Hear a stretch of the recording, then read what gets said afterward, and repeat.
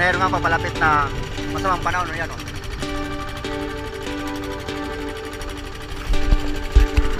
Nakakabayan tayo ng Panginoon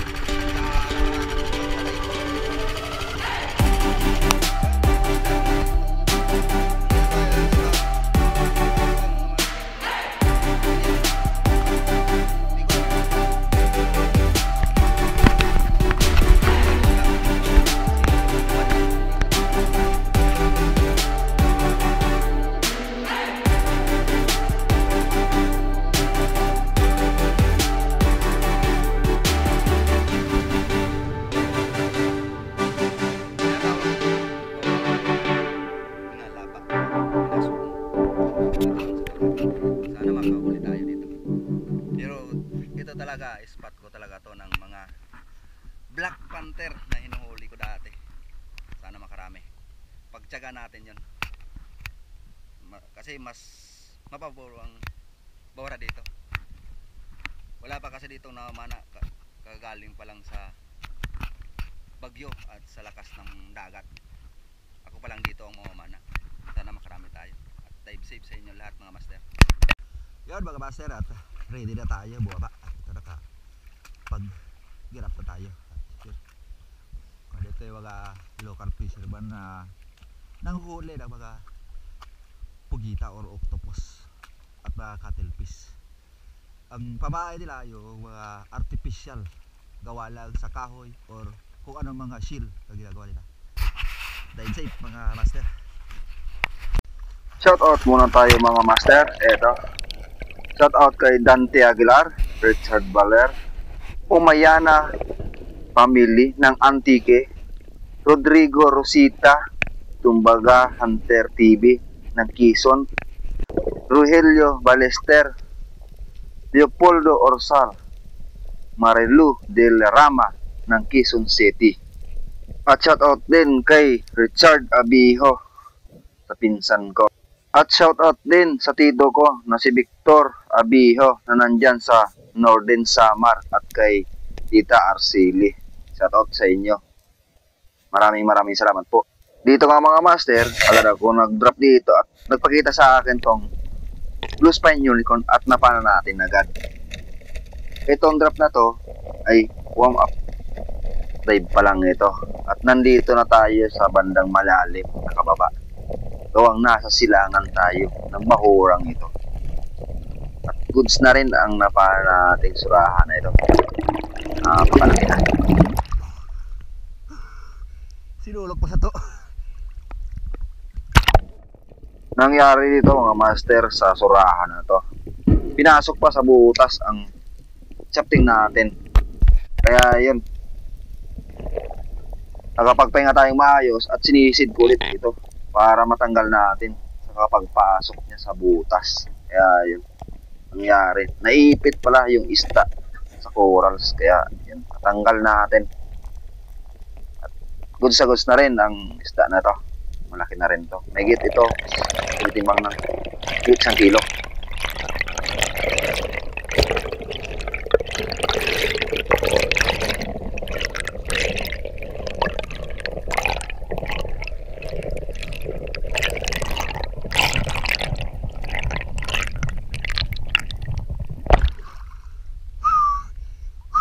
Dito nga mga master, sa pinagpanahan ko ng Blue Spine Unicorn na to or surahan, marami sanang uri ng isda sa bahurang yan. Uri ng Mauriciper at sweet lips nandyan sa baba na yon. At mga rabbit fish. Ito na lang talaga ang pinili ko kasi ito ang medyo malaki at naiiwan. Yung ibang isda pumasok na sa butas. Kaya ito na lang ang pinana ko, isdang tong surahan na to. Na nakapagpahinga tayong maayos, ganda kong nag-drop dito sa medyo mababaw. Iniwanan ko muna yung bahura na pinagpanahan ko ng Blue Spine Unicorn. Baka kasi lumabas yung ibang uri ng isda doon. Kaya yun, pagdating natin dito sa bottom at nakapagsagawa tayo ng ambush, tingin-tingin tayo, baka may dumaan malaking isda. At dito sa harapan ko, napakadami ng Big Eye Emperor. Nandyan lang sa medyo unahan. Kaso nga lang, medyo may distance yung isda sa akin. Kaya natagalan pa tayo na palapit. Kaya yun, natutukan natin mga master. At yan, napakaganda ng patama natin dyan mga master. Kaya goods na ang isda na nahuli natin. Ito pala ang pangalawang isda na nahuli ko sa araw na ito, master.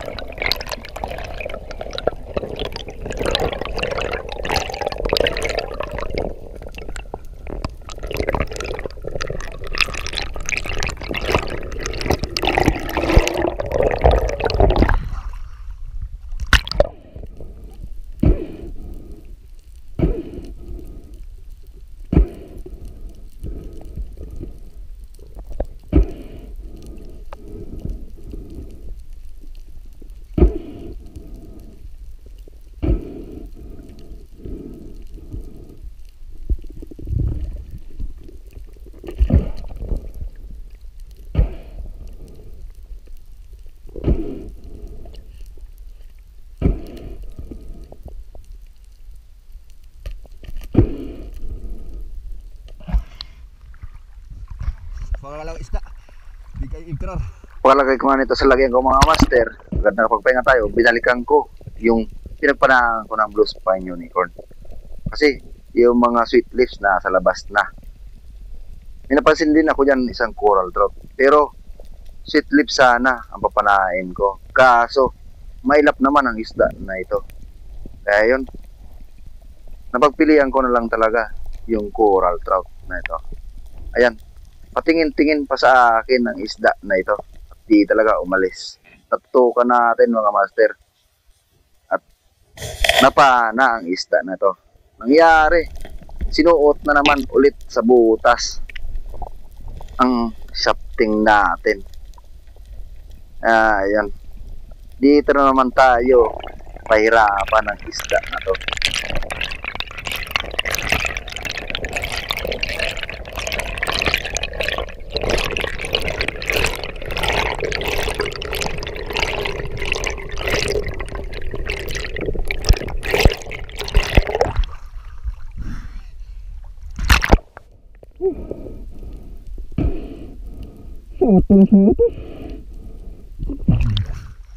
Sinuot na naman sa butas. Grabe.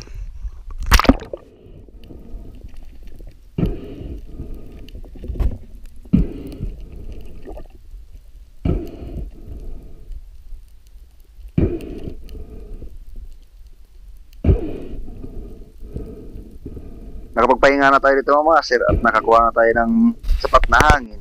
Agad kong binabaan na yung coral trout na sinuot yung shafting natin. Yan. Medyo may kaliman ang spot na ito. Kaya agad kong binabaan yung shafting natin sa butas. Kaya natanggal natin agad. Tumitimbang na tong coral trout na tong magit 1 kilo. Kaya goods na ang tatlong isda natin sa araw na ito mga master.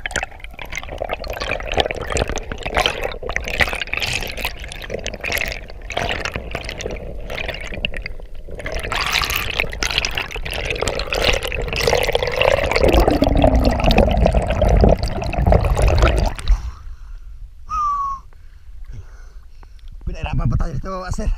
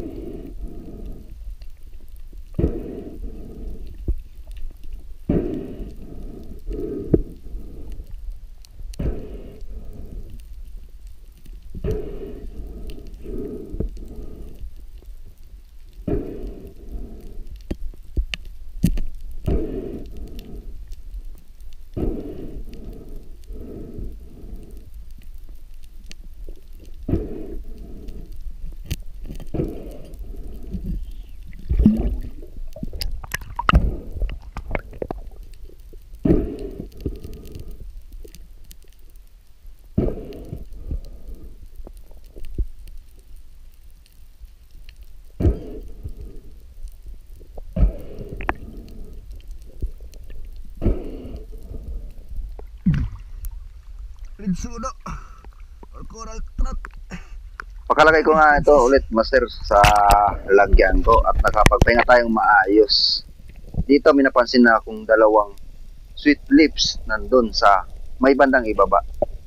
Agad ako nag-drop dito at makapagsagawa tayo ng ambush. Ang ginawa ko dyan mga master, nag-antay-antay tayo, baka may dumaan na ibang isda habang nag-aantay tayong lumapit yung sweet lips. Nag-antay-antay pa rin tayo. Pero may kailapan ng sweet lips na ito. 2 piraso ang sweet lips nito mga master. At ito. Iba naman ang lumapit sa akin. 2 rin na rabbit fish kaya yun. Yan na lang ang tinutukan ko. Kasi yung sweet lips nandun pa sa hulihan. Kaya ito na lang mga master ang pinana ko. Goods na rin ang rabbit fish na ito. Malaki na rin to. Tumitibang na rin itong may kalahating kilo.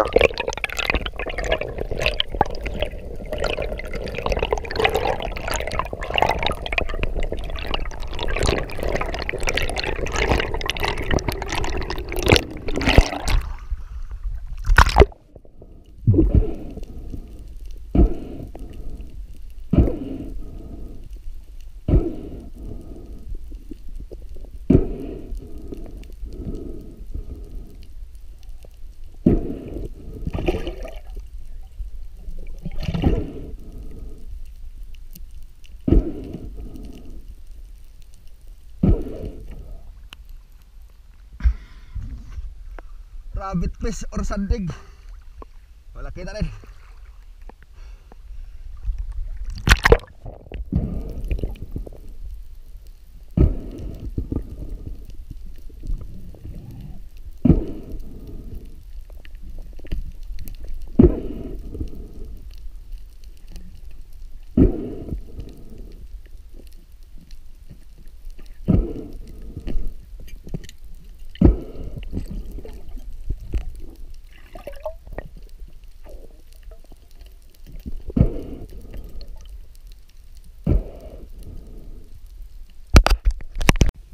Dito ulit mga master, nakita ko ulit yung 2 sweet lips nandito lang sa bandang ibabaw na ito.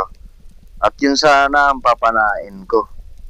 Kaso naman, may nagpakita sa akin na coral trout. Ayun, nakatingin na pala sa akin. Kaya yun, doon na lang tinuto ko yung pana ko sa coral trout. Kasi medyo maamo. Ang nangyari naman mga master, medyo napababa ang patama natin sa isdang ito. Kaya nakatanggal to sa shafting natin or napunit pala ang isda nito. Gawang napayaba nga ang patama natin dyan. Kaya sayang, may sanang 1 kilo ang isda na ito.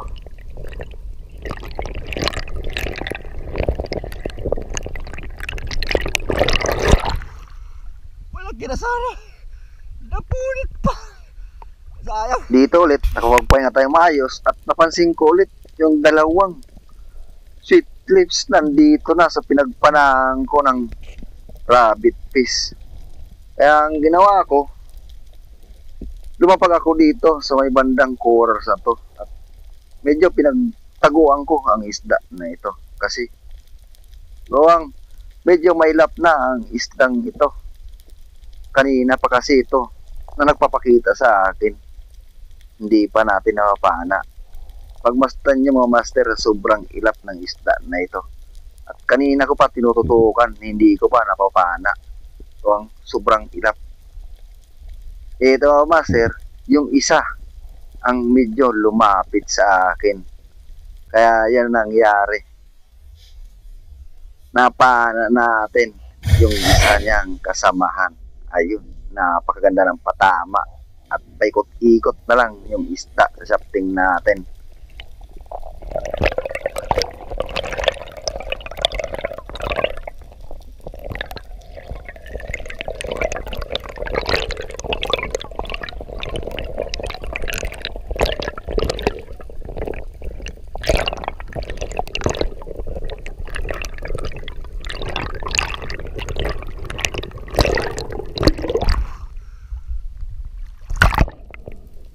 Malaki na rin tong seat lips nito mga master. Tumitibang ito may 1 kilo. Kaya goods na ang isda na nahuli natin sa araw na ito. Pang-4 na isda. Pang-5 sana ito kung hindi nakawala yung coral trout.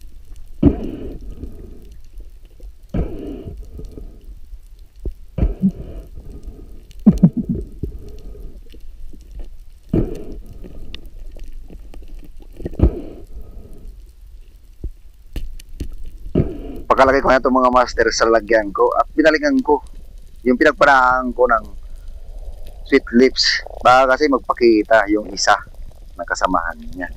Dito, di ba, same lang ng pinagpanahan ko kanina. Nandito lang sa corals na to. Dito, hinantay ko kung lalapit ba yung isang sweet lips na ito. Kasi may lap na talaga ang isda na ito. Tingnan natin kung talagang lalapit. Kaya yun nangyari mga master. Palapit na yung sweet lips. At napana natin ito. Kaya napakaganda ng patama natin yung mga master. Naubos natin yung sweet lips na kaninang dalawa na nagpapakita sa akin. Kanina pinahirapan ako ng 2 sweet lips na to. Tawang kanina pa sila nagpapakita sa akin.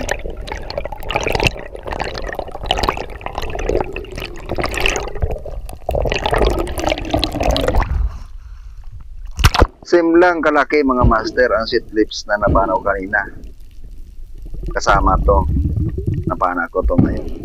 Parehas lang kalaki ang sweet lips na to.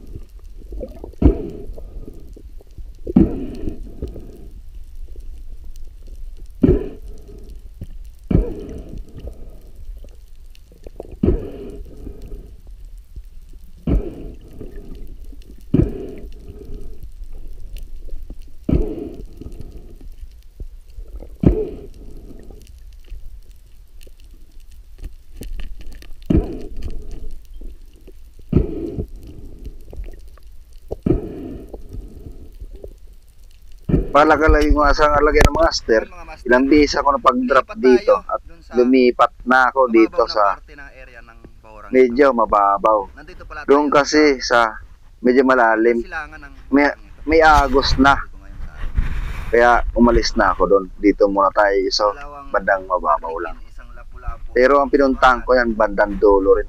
At nasa malalim din tayo kumana. Kitong o rabbit fish saka big eye emperor. Ayun na. Sana madagdagan pa to paglipat natin doon sa baba. Mga master, lumipat na tayo dito sa mababaw na parte na area ng Bawrang ito. Yan, bababa na tayo, ready na tayo. Sana madagdagan yung ngayon natin. Dive safe sa inyo lahat mga master. Dito mga master, nakarating ako dito sa Bawrang to. Isang oro din ng bilog na bahura. Napakarami dito rin na sweet lips or Maori receiver. Ang pagdating ko dito sa bottom, napansin ko, pumasok na sa butas yung Maori receiver saka yung sweet lips. Pero sa bandang tagiliran ko, habang buwaba ako, may napansin akong isang coral trout ulit. Kaya yun, agad ko tinutukan yung coral trout. Paano ang isda na to? Kaso nga lang, medyo mailap na yung coral trout kawang. Medyo malapit tayo kanina sa coral trout habang lumalapag. Ang ginawa ko dyan, hinahabol ko yung coral trout hanggang sa mabutan natin. Kaya yun, lumingon pa rin sa atin yung coral trout at tumingin pa. At pagka-side niya, pinana natin ang isda na to. Ayos. Pero ang tama niyan mga master, medyo mapupunit na naman ang isda na to. Kaso medyo napakapal yung balat ang tinamaan kaya hindi siya nakatanggal sa flatter ko.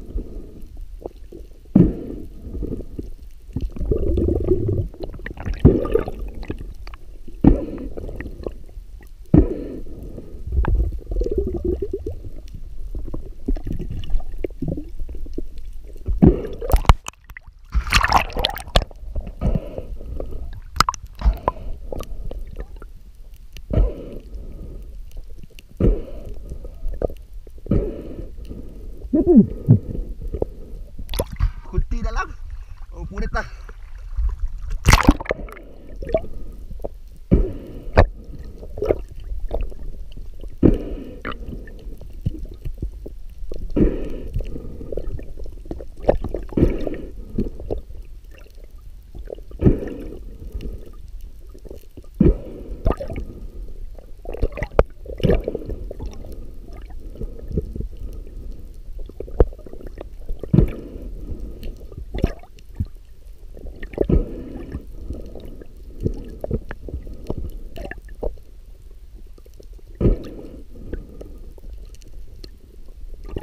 Pakalagay ko nga ito mga master sa lagyan ko, agad ako lumipat ng bahura dito sa bandang ibaba. Yan. Nakapagsagawa ulit tayo ng panibagong pagsisid at pagabang. Kaso mga master, dyan sa bandang unahan may napansin akong pumuputi. Isa palang grupo ng mamsa or GT. Nagpapakita sa akin malayo pa. Nung nilapitan ko, nagsialisan lahat ng mga giting ito. Kaya, ni isa, wala akong napana sa giting yun. Siguro ko, tumitimbang ng 8 kilos kada isa ang giting yun. Sayang mga master, hindi tayo nakapana. Kahit isa doon. Itong bahurang ito mga master, pinagmumukaran talaga to ng mga GT. Dahil dito, nakaisa na ako dati dito ng GT. Isang grupo rin ng GT yun. Bago ko napana. Kaya yun, binabalik-balikan ko talaga ang bahurang ito. Dito nga master, nakilandrap na ako dyan. Wala nagpapakita na GT dito o ibang isda. Dito, lumipat na ako dito sa bahurang itong may siwang. Baka kasi mabutan ko dito yung mga GT grupo. Kasi dito sila papunta. At napansin ko isang sweet lips. Kaya ito na lang ang pinana natin mga master. Napakaganda rin ang patama natin yan mga master. Dito pala sa tagiliran ko bago pumana ng sweet.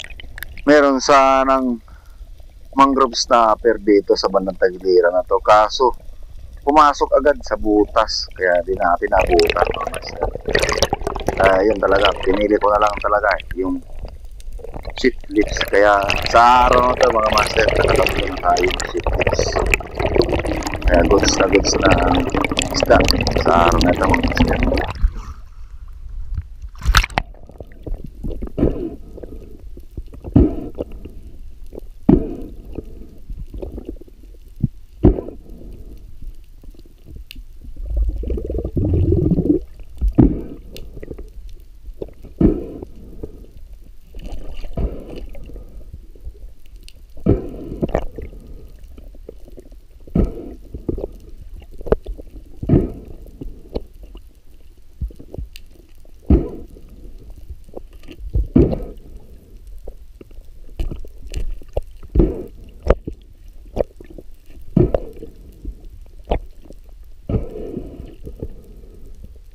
Dito ulit mga master, naka-island drop na rin tayo at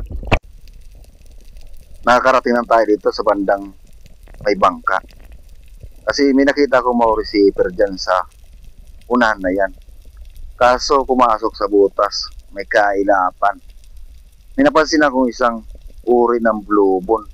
Kaya yun na lang ang tinutukan ko para mapana ang isda nito at lumapit pa sa akin ang isda nito. Pero may kailapan din ang isda na to. Nung tinutukan natin, papalis na. Buti. Bumalik ulit ang isda na to. Nung paglingon sa atin, nung pag-side niya, napana natin ang isda na to. Ito lang pala ang panghuling isda sa araw na to mga master. Maraming salamat po sa biyaya na binigay sa akin sa araw-araw. At kung bago ka pa lamang sa akin channel, huwag kalimutan mag-subscribe at pindutin ang notification bell para updated kayo sa ilalabas kong mga panibagong mga video. Maraming salamat po. Nag-decide na ako mga master na umuwi na gawang hapon na. Oras na to, 2:00 ng hapon. Kaya uwi na tayo mga master.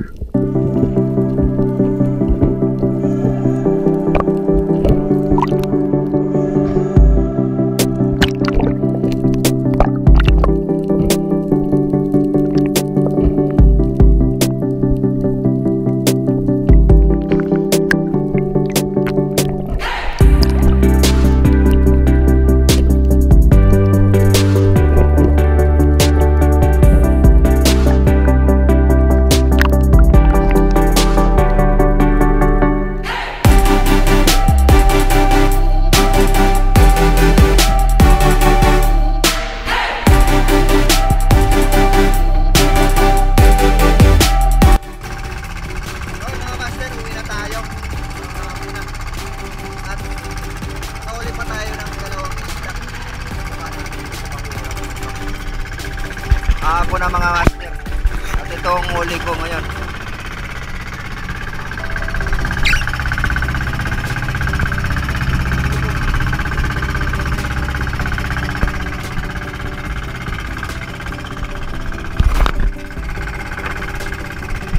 Pwede na ito mga master. Ayos na to. Kaya uwi na tayo. Inamantala ko na. Hindi na nagkagat ako. Siguro ko, 1 linggo lang. Malakas na. Pero sa gilid, medyo maalo na ang ang maura sa gilid. Medyo maalo na. Yun mga master, ang huli natin sa gapon na ito. Yung isa pinamigay natin at bibiliin daw nung na daanan natin dito sa kalsada. Thank you sa place. Isang blue bone, surahan, 3 sweet lips, 2 coral trout, ang rabbit fish. Pwede na to. Thank you. Magandang hapon sa lahat at binili ni sir yung yung isda. Prince. Anong pangalan ni sir? Prince, Sora. Sora. Ayan. Yung huli kong isda ayun. Yan. Balit yung isda. Pa rin akong espero. So nakita ko siya. Nasabi ko mukhang batikan to ah. Nakita ko lang yung pana pero alam ko madami huli. So eto si Sir Angelito. Isang local rin ako from Catanduanes. So ayos. Galing. Ayos. Okay boss. Thank you. Thank you. Yan mga master ang kita natin sa araw na ito. Pwede na rin. Thank you. Sa biyaya na binigay sa atin sa araw-araw.